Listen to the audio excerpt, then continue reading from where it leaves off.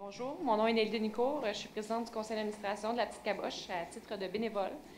Pour faire juste une petite mise en introduction, en fait, notre CPE, la Petite Caboche, n'est plus apte à recevoir les enfants dû à la structure de la bâtisse, les infiltrations d'eau, On fait en sorte qu'on doit surveiller à chaque mois la qualité de l'air.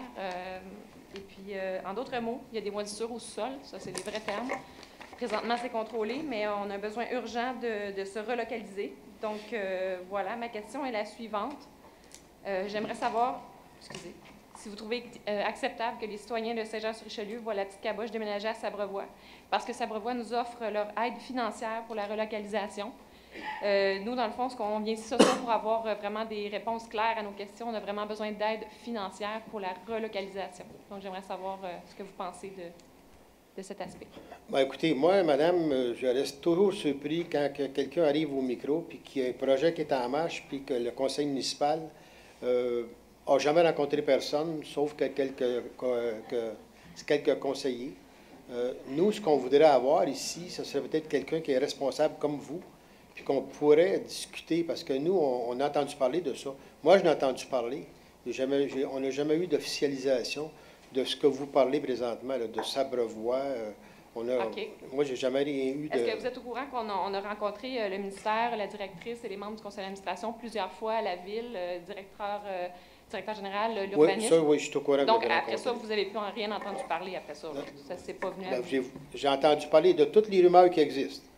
Mais des rumeurs, je veux dire, quand moi, je prends pour acquis... de Sabrevois, j'ai entendu parler de ça, j'ai rien vu. Mais j'ai tout entendu parler de toutes les rumeurs, là.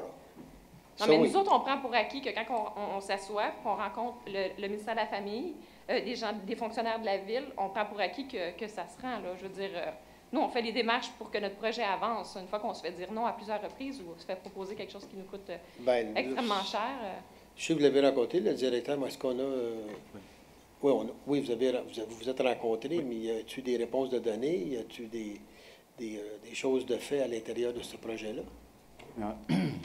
Est-ce que vous avez des demandes officielles, des lettres? Non, il y a eu des rencontres avec, effectivement, Mme Beaulieu et des gens de la Petite Caboche, et aussi un suivi qui a été donné par le service de l'urbanisme, où on a regardé la possibilité d'implanter le projet sur différents terrains dans la municipalité.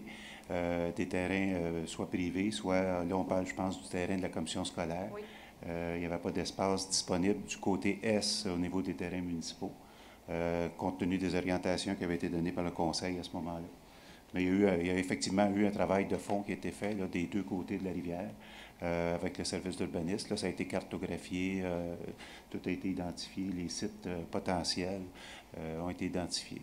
Dans le but là, de conserver l'établissement du côté est à Iberville autant que possible.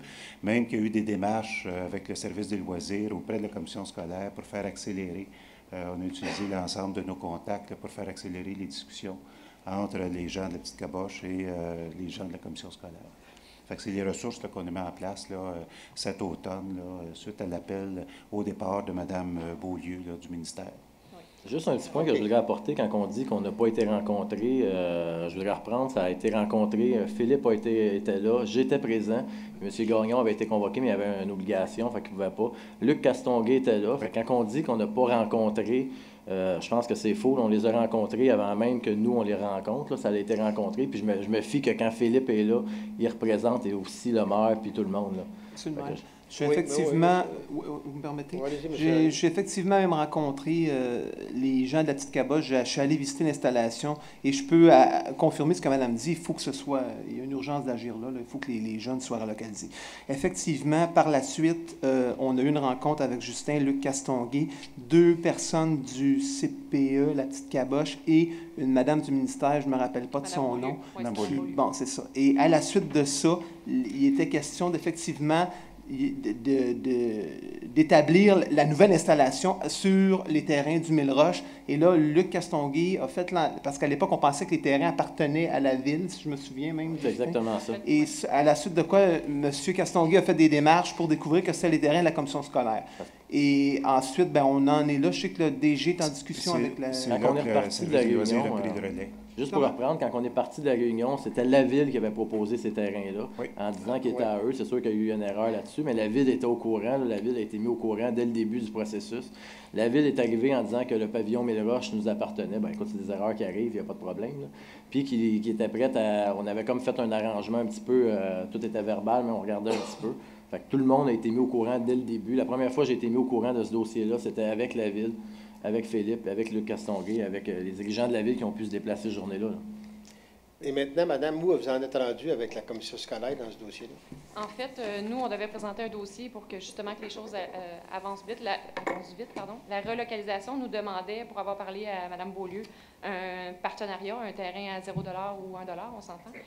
Donc, nous, en faisant suite à ça, ce qui nous avait été proposé, c'était le 50 de la valeur marchande, ce qui ne fonctionne pas dans notre cas parce que c'est une relocalisation, là, ce qui n'est vraiment pas en lien avec les demandes de place qui sont annoncées en octobre. Nous, c'est vraiment un autre projet. Donc, c'est ça, on devait présenter notre projet. Il a fallu... Sabrevoix nous offrait, parce que là, quand on a fait notre recherche, on l'a fait, on n'a pas arrêté. On a fait des démarches aussi avec Sabrevoix qui était le plus proche qu'on pouvait aller. Puis, c'est ça, eux autres, c'est certain qu'eux autres, ils ont le souci d'offrir le service à leur famille, puis ils veulent nous avoir là parce que, bon, ils nous offrent le terrain, ils nous offrent de nous aider, en fait. Donc, c'est là qu'on est rendu, sauf que c'est pour ça qu'on présente. Il a fallu rencontrer aux parents, leur expliquer où est-ce qu'on était rendu, quelle démarche on avait fait, puis c'est pour ça qu'on est ici ce soir, parce que ben, c'est certain que de brimer les parents d'ici pour s'en aller ailleurs, on s'entend que la 133, c'est pas évident pour des parents qui demeurent des fois à Saint-Eugène. Donc, voilà. Non, ça, on comprend la situation, mais de continuer les démarches avec la commission scolaire, je pense qu'il faut les continuer. Oui, bien, ils sont toujours... Pour que la commission scolaire, parce que nous, la commission scolaire, présentement, on a un bail avec la commission scolaire de 86 ans. Un bail amphithéotique à 1 $. Oui, avec la commission scolaire. Alors que la commission scolaire vous les donne, les terrains, ils ne sont pas plus avancés que si vous les vendez. Parce que si vous les vendez et vous ne voulez pas les acheter, exemple, puis qu'il n'y a personne qui vous aide, ça veut dire qu'on les a encore, nous autres, pour 86 ans, puis ils ne profiteront pas à personne. Ben, nous autres, on est prêts, nous autres, la municipalité, parce que depuis 3 semaines, on en entend beaucoup. Là. Puis là, j'ai pris pas mal d'informations à ce sujet-là. Nous, on est prêts à demander à la commission scolaire qui nous permette de vous sous-louer le terrain. C'est pas déjà quelque chose qui a été envisagé, ça? Ben, c'était la première option, mais ça ne Oui, semblait mais pas... en tout cas, on travaille là-dessus, là, puis je sais que dans le moment, là, c'est cet après-midi, M. le DG, je pense qu'il a parlé avec quelqu'un de la commission scolaire, puis eux autres aussi, ils envisagent quelque chose là-dessus. Je ne voudrais pas être... Mais quand on dit on travaille là-dessus, c'est juste que nous, il faut vraiment avoir une réponse... écoutez, juste de présenter une demande au ministère, c'est très, très long. Ensuite, c'est pour ça qu'on aurait besoin des réponses comme ce soir. Ah bien, vous n'aurez pas de réponse ce soir, ça, c'est sûr. C'est ce que je pense.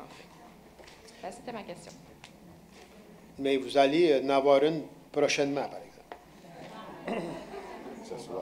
Non, prochainement, ça veut dire, ça peut vouloir dire 7 semaines. C'est des moisissures au sous-sol. Nous autres, en tant que parents, membres du conseil d'administration, on ne peut pas laisser ça aller. Il y a une espèce de méga machine au sous-sol pour la dépressuration de l'air. Je veux dire, c'est comme, à un moment donné, c'est plus acceptable. Là. Je comprends, là, c'est les fêtes qui s'en viennent, etc., mais ça fait 4 mois qu'on travaille là-dessus. Là. C'est comme... Ah, voilà, c'est tout. Okay, je vais aller m'asseoir. Je vais aller... C'est beau. Merci, madame.